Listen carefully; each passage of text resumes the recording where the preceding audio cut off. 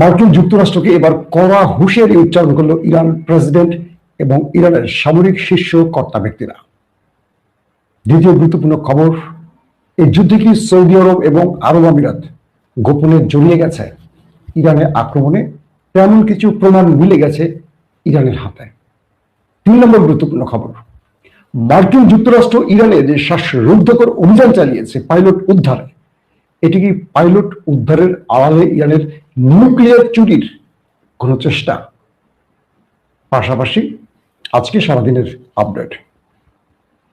দর্শক, প্রথম যে খবরটি দিয়ে শুরু করতে চাই সেটি হলো আরব আমিরাত এবং সৌদির ব্যাপারে কিছু তথ্য মিলেছে ইরানের কাছে। ইরান বলছে তার দেশে আক্রমণে চীনের তৈরি একটি ড্রোনের আলামত পেয়েছে ইরান। বলা হচ্ছে এই ড্রোনটি চীনের কাছ থেকে আরব আমিরাত কিনেছিল। পাশাপাশি এমন কিছু বিমান বা ড্রোন বা মিসাইল ব্যবহার হয়েছে ইরানের বিরুদ্ধে মধ্যপ্রাচ্য থেকে, যেগুলো আরব আমিরাত এবং সৌদি আরব ছাড়া আর কেউ ব্যবহার করে না। কে বলছে? এটা সরাসরি ইরান বলছে। তার মানে এই দুটো দেশ ইরানের ভয়ে ঘোমটা পড়ে বা বোরকা পড়ে গোপনে শত্রুদের সাথে মিশে ইরানে আক্রমণ করছে, এমন আভাস মিলছে। তবে এখন পর্যন্ত সৌদি এবং আরব আমিরাতের পক্ষ থেকে এই ব্যাপারে কোনো স্টেটমেন্ট আসেনি। প্রশ্ন হতে পারে, এই যুদ্ধে আরবের সাথে ইরানকে যুদ্ধে লাগিয়ে দেবার জন্য তাদের শত্রুরা ওই দেশটি এই কাজটি করতে পারে। কোনো না কোনো দেশ থেকে এই অস্ত্রগুলো সংগ্রহ করতে পারে। যেমন এর আগে ইরানের সাহেব ড্রোনের প্যাটার্নে লুকাস মার্কিন ড্রোন, এগুলো আরবের কয়েকটি জায়গায় হিট করে ধ্বংস করেছে, মানে ধ্বংসলীলা চালিয়েছে। তখন ইরান দাবি করেছে এগুলো তাদের ড্রোন নয়, এগুলো লুকাসের আদলে তৈরি, অর্থাৎ মার্কিন যুক্তরাষ্ট্রের লুকাস। কিন্তু আমেরিকা বা তার গণমাধ্যমগুলো বলছিল এগুলো ইরানের সাহেব ড্রোন। পরবর্তী সৌদি আরব এই বিষয়ে তদন্ত চালিয়ে দেখেছে এগুলো ইরানের তৈরি ড্রোন ছিল না। তার মানে সৌদি এবং ইরানের মধ্যে যুদ্ধ লাগাবার জন্য ফলস ফ্ল্যাগ অপারেশনের অংশ হিসেবে এই ড্রোন ব্যবহার করা হয়েছে। এখন আরব আমিরাত এই দেশটি কিন্তু ইরানের শত্রু তালিকায় ইসরায়েলের পরের অবস্থানে আছে। তাই ইরান এ যাবৎ 28 ফেব্রুয়ারি থেকে যে যুদ্ধটা শুরু করেছে, তারা ব্যাপক ধোলাই কিন্তু আরব আমিরাতে চালিয়েছে। সবচেয়ে বেশি কিন্তু আরব আমিরাতকে মেরেছে। এবং বলা হয় ইসরায়েলের মিত্র হিসেবে আরব আমিরাত এবং জর্দান মুসলিম রাষ্ট্র হিসেবে এই দুটো দেশ ইসরায়েলের মিত্র হিসেবে সবচেয়ে বিশ্বস্ত, মানে ইসরায়েলের বিশ্বস্ত।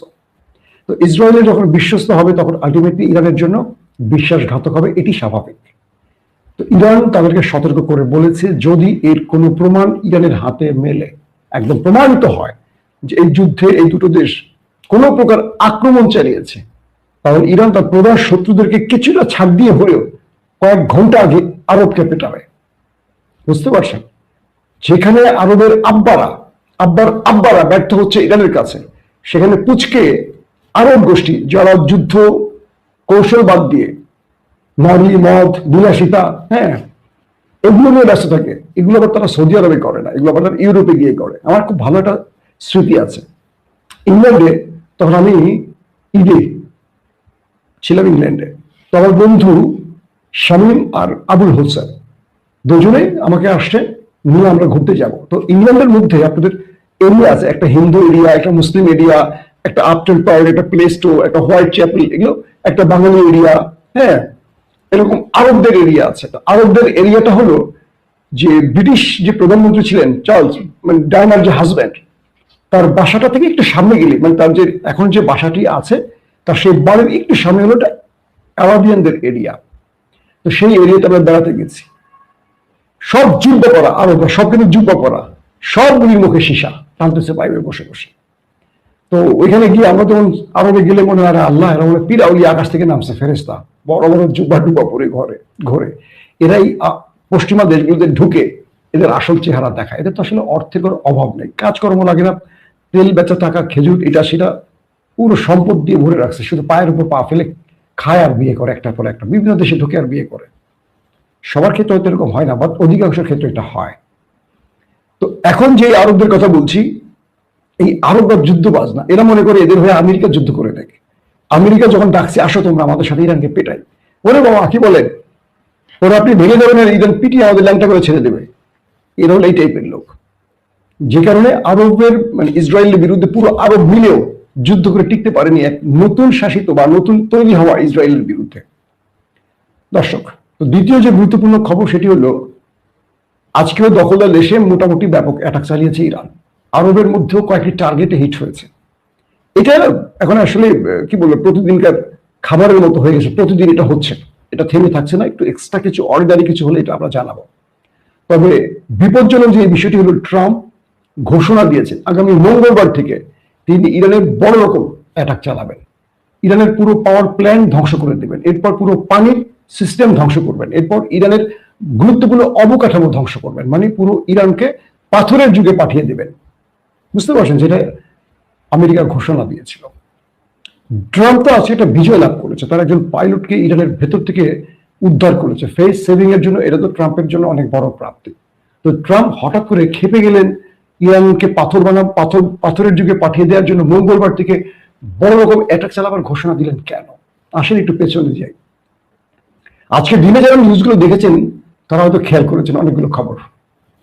প্রথম যে খবরটি, ইরানে 48 ঘন্টা একটা বিশাল অগ্নি পরীক্ষা গেছে আমেরিকার জন্য। আমেরিকা তার একজন হারিয়ে যাওয়া পাইলটের উদ্ধারে এসেছিল। C-130 ব্ল্যাক হক হেলিকপ্টার, ড্রোন, ফুয়েল ট্যাঙ্কার সহ আরো অনেকগুলো কি বলবো আকাশযান নিয়ে। এখন ধীরে ধীরে যে খবরগুলো আসছে, এই লড়াইতে অনেকগুলো গণমাধ্যম দাবি করছে 4 থেকে 500 নাকি সেনাই ব্যবহার করছে ইরান। এগুলো বিভিন্ন গণমাধ্যমের দাবি। অর্থাৎ একজন পাইলটের জন্য এত বড় বহর। কেউ কেউ বলছেন 1 ডজন বা তারও বেশি, 1.5 ডজনের মতো আকাশযান ব্যবহার করা হয়েছে। শুধু 1 ডজন মানে তো 12টা, কেউ বলছেন 20টা বা 18টা বা 20-এর অধিক। এই সূত্রগুলো অ্যারাবিয়ান বিভিন্ন গণমাধ্যম আউটলেটে আসতে শুরু করেছে। তাহলে 4 থেকে 500 কমান্ডো নিয়ে আমেরিকা ইরানে প্রবেশ করলো কেন? অঞ্চলটি কই? সেই দুর্ভেদ্য অঞ্চলটি হলো ইস্পাহান এলাকা। ইস্পাহানে কি আছে? ইরানের নিউক্লিয়ার প্রজেক্ট আছে, নিউক্লিয়ার প্ল্যান্ট আছে। বলা হচ্ছে আমেরিকা মূলত তার পাইলট উদ্ধারের কথা বললেও তিনি এসেছেন একটা ভিন্ন উদ্দেশ্যে। আর সেটি কি? ইস্পাহানে অভিযান চালিয়ে সেখান থেকে নিউক্লিয়ার চুরি করা। এই মুহূর্তে আমেরিকার ফেস সেভিং এর জন্য এটা একটা বিশাল কাঙ্ক্ষিত টার্গেট হতে পারে। কি রকম?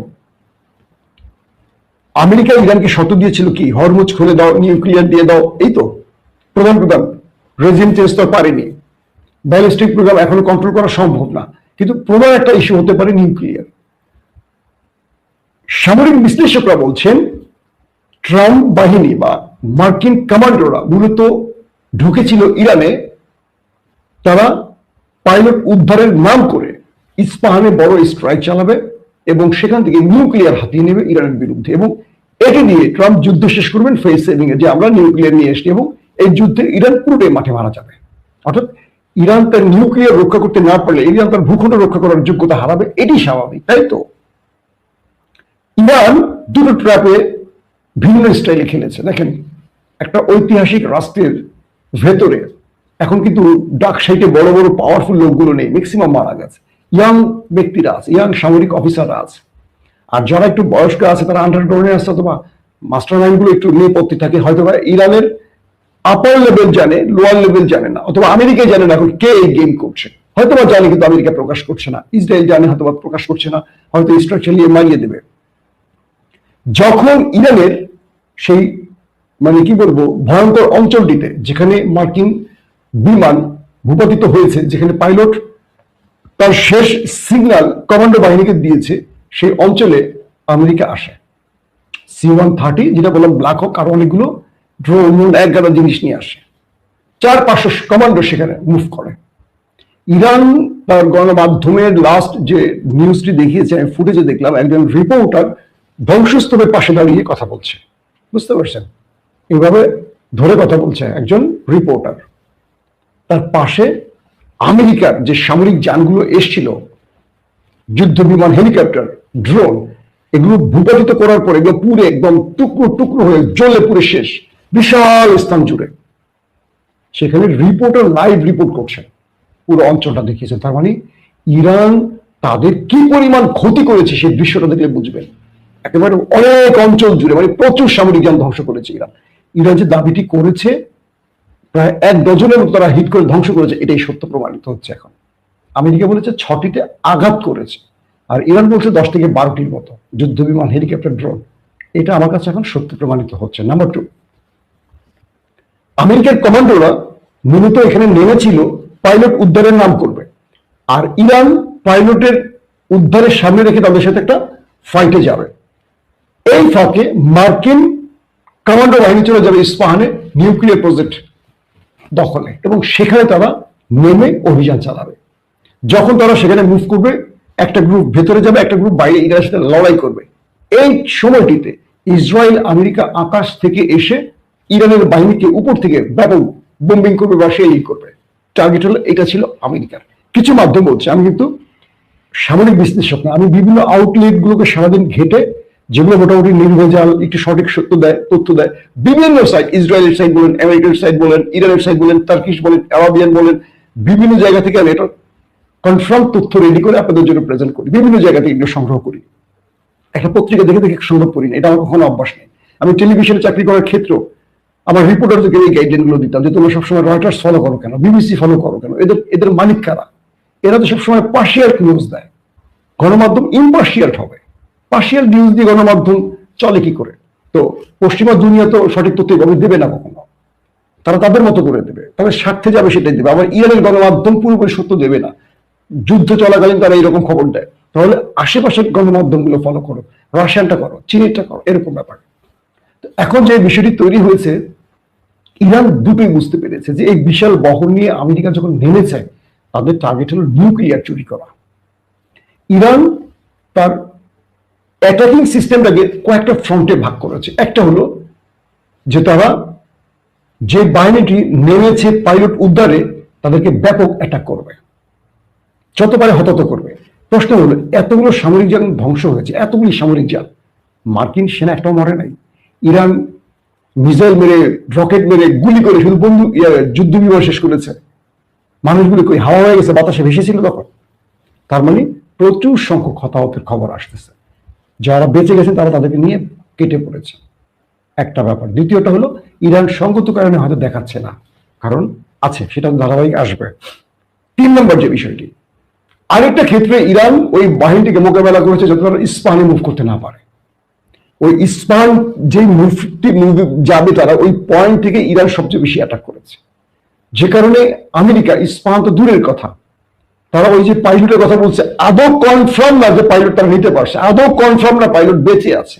যেদিন এই পাইলট নিজে মাইক ক্যামেরায় দাঁড়িয়ে বলবে হ্যাঁ আমি বেঁচে গেছি, আমি সেই লোক, এই প্রমাণিত। এখন একজন পাইলট যদি এসে বলে, আমি যদি মার্কিন পাইলটের পোশাক পরে বলি যে আমি বেঁচে আছি, 2টো গুলি খেয়েছিলাম পেছন দিয়ে, তো পেছন দিয়ে ঢুকে এবং মুখ দিয়ে বেরিয়ে গেছে, হবে?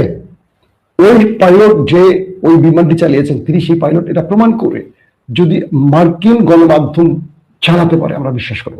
এখন পর্যন্ত সেই পাইলটের আপডেট কোনো তথ্য আমেরিকা দেয়নি। কে ছিলেন, পরিচয় কি, তার পরিবারের কোনো স্টেটমেন্ট আমরা পাইনি। কিছু কিছু মাধ্যম বলছে পাইলট আসলে ওখানে মরে গেছে, ইরানের সাথে গোলাগুলিতে সে মরে গেছে, এবং সেখানে মার্কিন কমান্ডো বাহিনীর স্পেশাল কমান্ডোদের মধ্যে অনেকেই মারা গেছে, অনেকেই, সংখ্যাটা অনেক। কারণ ইরান সেখানে ব্যাপক পরিমাণ অ্যাটাক করেছে, এটা ইরানের ইজ্জতের ব্যাপার। এবং ইরান এখানে একটা খেলা খেলছে যে খার্ক আইল্যান্ডে আমেরিকার এই কমান্ডোরা নামবে, তো ইরান তার মুখোমুখি অ্যাটাকের সক্ষমতাকে ট্রাই করেছে। আমেরিকাও তারা খার্ক আইল্যান্ডে নামতে হবে, ইরানের সাথে তারা একটা প্রতিযোগিতা করেছে। এই পুরো অপারেশনের মধ্যে সবচেয়ে হাই ভোল্টেজ ম্যাচ ছিল এই গত 48 ঘন্টা। এবং আমেরিকা যতটা গর্ব করে বলে যে তারা গেম জিতে গেছে, আসলে জেতেনি। তারা প্রচুর সেনা হারিয়েছে, তারা প্রচুর সামরিক যান হারিয়েছে, কিন্তু একটি কথার মাধ্যমে তারা বোঝাবার চেষ্টা করেছে, তারা ওন করেছে। কি সেটি? পাইলট নিয়ে গেছে, পাইলটের অস্তিত্বেরই কোনো খবর নেই এখন পর্যন্ত, সে বেঁচে আছে না নিতে পেরেছে। এমন তো হতে পারে পাইলট ইরানের হাতে আছে, আমেরিকা ফেস সেভিং এর জন্য কথাটা বলছে, ট্রাম্প তার ইজ্জত বাঁচাবার জন্য বলছে, আর ইরান প্রকাশ করছে না ইচ্ছা করে, কারণ প্রকাশ করলে আন্তর্জাতিক নিয়ম অনুযায়ী তাকে নিয়ে আলোচনায় বসতে হবে। এমনও হতে পারে এই পাইলটের মাধ্যমে ইরান আগামী কিছুদিন পর ফিলিস্তিনকে বলবো 10,000 ফিলিস্তিনিকে ছাড়ো, আমি পাইলট দিয়ে দেবো। ইরান পর 10 খুশি করতে পারে, অর্থাৎ এটা আমরা সময়ের উপর ছেড়ে দিই। এখন কোনো দর্শক যদি বলেন মাসুদ আপনি এটা বলছিলেন না, আমি সব অ্যাসাম্পশন করছি, এটা এটা এটা এটা এটা হতে পারে। কারণ যুদ্ধক্ষেত্রে এগুলো হয়, একে অপরের সত্যটা অনেক সময় বলে না। তো ইরানের এই লড়াইতে সবচেয়ে সফলতা কি জানেন? আমেরিকাকে একটি নয়, প্রায় 15 থেকে 20টি যুদ্ধ বিমান হেলিকপ্টার নিয়ে আসতে হয়েছে, বিশাল বহর নিয়ে আসতে হয়েছে, এবং এই বিশাল বহরের সাথে ইরান ফাইট করেছে এবং তাদেরকে ব্যাপক ধোলাই দিয়ে হতাহত করে তাদেরকে বিমানে করে প্যাকেট করে আবার পাঠিয়েছে। এবং তারা যে সামরিক যানগুলো নিয়ে এসছে, C-130 ব্ল্যাক হক আরো যা যা আছে, প্রচুর পরিমাণ ধ্বংস করছে ইরান। একজন পাইলটের জন্য যদি এত বড় ক্ষতি হয়, এটা মন্দ কি বলেন? আর যদি যেটি সম্ভাব্য ধারণা করা হচ্ছে যে নিউক্লিয়ার চুরি টার্গেট ছিল, এটি করতে পারেনি, সেখানে মুভি করতে দেয়নি, তার মানে ইরান এখানেও সফলতা দেখিয়েছে, এখানেও আমেরিকার বড় ব্যর্থতা প্রমাণ হয়েছে। এখন ডোনাল্ড ট্রাম্প কি করবেন? ডোনাল্ড ট্রাম্পের মূল টার্গেট আগামী মঙ্গলবার হুমকি দিয়েছে ইরানকে, সকল পাওয়ার প্ল্যান্ট ধ্বংস করবেন, এরপর সকল পানি শোধনাগার ধ্বংস করবেন, এরপর গুরুত্বপূর্ণ রাষ্ট্রীয় অবকাঠামো। ইরানের সামরিক গুরুত্বপূর্ণ ব্যক্তিরা আজকে বক্তব্য দিয়েছেন, প্রেসিডেন্টও বক্তব্য দিয়েছেন, স্ট্যান্ডলি বলেছেন যদি ইরানের সরকারি রাষ্ট্রীয় কোনো স্থাপনায় হামলা হয়, এবার মধ্যপ্রাচ্য এবং নেতা সাহেবের বাড়ি কিচ্ছু থাকবে না। ইরান বলছে আমরা এই লড়াইতে 25শে ফেব্রুয়ারি থেকে আজ অবধি যে লড়াইটা চলছে, আমরা যা বলেছি তাই করেছি। ঠিক এই ল্যাঙ্গুয়েজটা ইরান বলেছে, আমরা যা বলেছি তাই করেছি। এবার আমরা ঘোষণা দিচ্ছি যদি আমাদের রাষ্ট্রীয় কোনো অবকাঠামো ধ্বংস হয়, শত্রু অনুতপ্ত হবে। ডোনাল্ড ট্রাম্প 48 ঘন্টার যুদ্ধবিরতি চেয়েছেন, এরপর ডোনাল্ড ট্রাম্পকে পা ধরতে হবে। তিনি বলছেন যদি আমাদের গুরুত্বপূর্ণ রাষ্ট্রীয় সম্পদে আঘাত আসে, তাহলে আমেরিকাকে বলবো, নেতা সাহেবকে বলবো নিজের দেশের দিকে তাকান। মানে গালফ কান্ট্রিতে মার্কিন কোন স্থাপনাকে আমরা দাঁড়িয়ে থাকতে দেবো না, সব ঘুরিয়ে ফেলবো। তার মানে আগামী মঙ্গলবার একটা ভয়ঙ্কর লড়াইয়ের দিকে যেতে পারে দেশ দুটো। শেষ পর্যন্ত এই লড়াই আমাদের কোথায় নিয়ে ঠেকাবে জানি না, কিন্তু আমরা আবার বলবো আমরা যুদ্ধ চাই না, আমরা শান্তি চাই। এই যুদ্ধ মানুষকে কিছু দিতে পারে না কান্না ছাড়া, রক্ত ছাড়া। অতএব আসল শান্তির জন্য আমরা আলোচনায় বসি। দর্শক যারা আজকে প্রথম ওপেন দ্য ইউটিউব চ্যানেলটি দেখছেন, যদি আন্তর্জাতিক খবর আপনাদের ভালো লাগে বা দেশের খবর ভালো লাগে, চ্যানেলটি সাবস্ক্রাইব করতে পারেন। যারা ফেসবুকে আজকেই প্রথম দেখছেন, লাইক ফলো করে আমাদের সাথে থাকতে পারেন। অবশ্যই আপনাদের জন্য দোয়া থাকবে, আপনারাও আমার জন্য দোয়া করবেন। আল্লাহ হাফেজ।